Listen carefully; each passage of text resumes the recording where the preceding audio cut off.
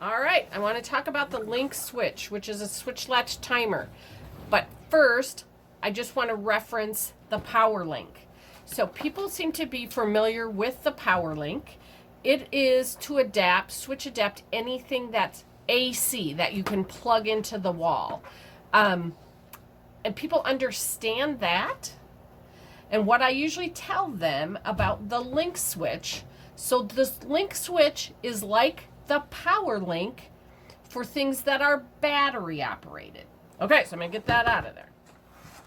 So the LinkSwitch first, when you look at it, no, I'm going to talk about like the blue side, but the red, they're basically the same. One side has a little more features than the other. But if people are using battery operated toys of any sort or battery operated anything, they need a LinkSwitch, some kind of a switch latch timer. And I believe that AbleNet discontinued their switch latch timer, and we still carry ours. And so, John, if I'm not mistaken, we've had a real uptick in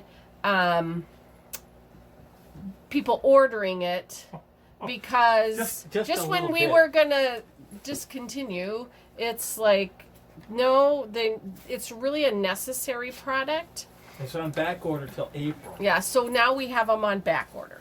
But I really, really think it gives battery operated things a lot more function. So generally when you think of something battery operated,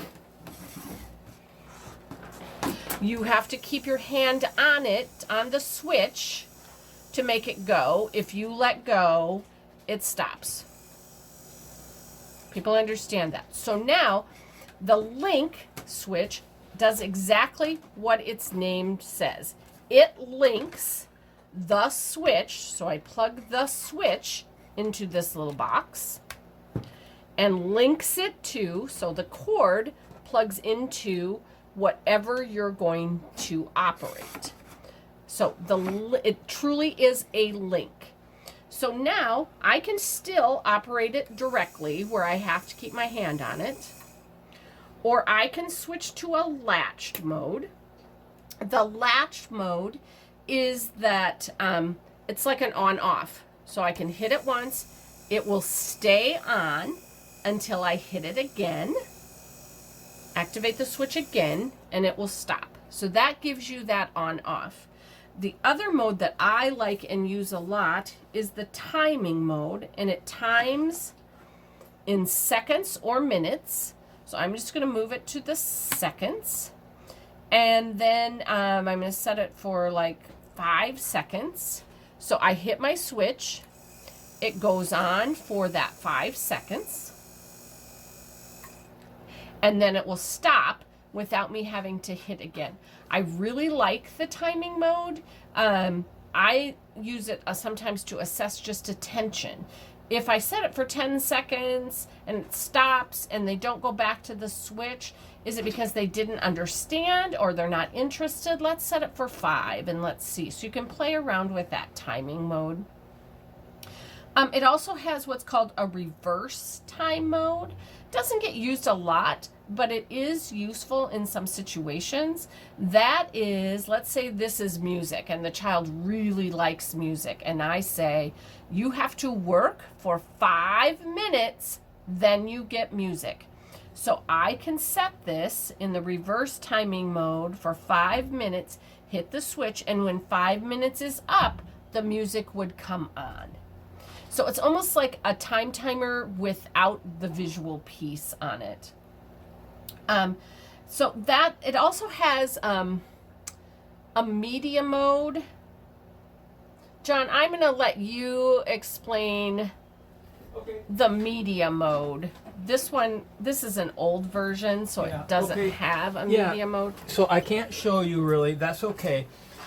So Glenn, a lot of times when you play a video on your computer, say, or iPad, something like that, on my laptop, for example, when I play videos, I can press the video player I use is one called GOM Player. It doesn't matter, there's tons of them out there. When I'm playing a video, I press the space bar and that pauses the video, and then I press it again and it plays. Well, that's a great feature to be able to have. And that's what the this is an older unit. It says reverse timed, but the newer units, the ones you've got in your possession, on the red side. It's on this side. Oh. It's on the blue side. It says it's what's called media mode. All that is this. It's like timer mode. So when the person presses the switch, this just goes on off. It's just a pulse. As soon as they press the switch, on off, and then it delays based on this dial here. It delays that amount of time. Let's just put on 30 seconds. And then, so they press it, on off. That then is plugged into, the LinkSwitch is plugged into a computer switch interface. There's a million of them out there. We like the one from ATEC, Marty in Minneapolis, I think it is. That's a USB. It plugs into the, or you can go with one that plugs into an iPad. That, when a switch is plugged into that, let me grab one. I've got one here. So what it does is, this is really neat. This is very esoteric, Glenn, by the way, but you can't do this with anything else as far as I'm aware. So when you plug it in, look right here, I don't know if it's focused, but this is a space key. So when you plug a switch into here, and then you plug the USB into your computer, the computer thinks you're pressing the space key. So when you press this, it's on off, it thinks you press the space key, and it starts playing, say. 30 seconds later, on off, and then it presses the space key again, turns it off. That's it. So now the student got to watch for 30 seconds, and if she wants to watch more, she's going to have to re-engage, press the switch, it pulses on off, 30 seconds later, it pulses on off again, and so the video plays for 30 seconds. It also works really well with that library book reader for the blind. Yeah. And that's it. It's a very esoteric feature, but for those people who want to be able to have any switch control that video for some random amount or some predetermined amount of time, this is a really neat way to do it. And I don't know how else you can do that. I don't think there's anywhere else you can do that. All right, I want to pause it, put together this, and then show them. Pause in a minute. All right. All right, I wanted to show you one way that I have found to help with a common question that people ask, and that is accommodating all the chords. Again, in that Adapt This book, there is a whole section on organization, and stuff like this is in here.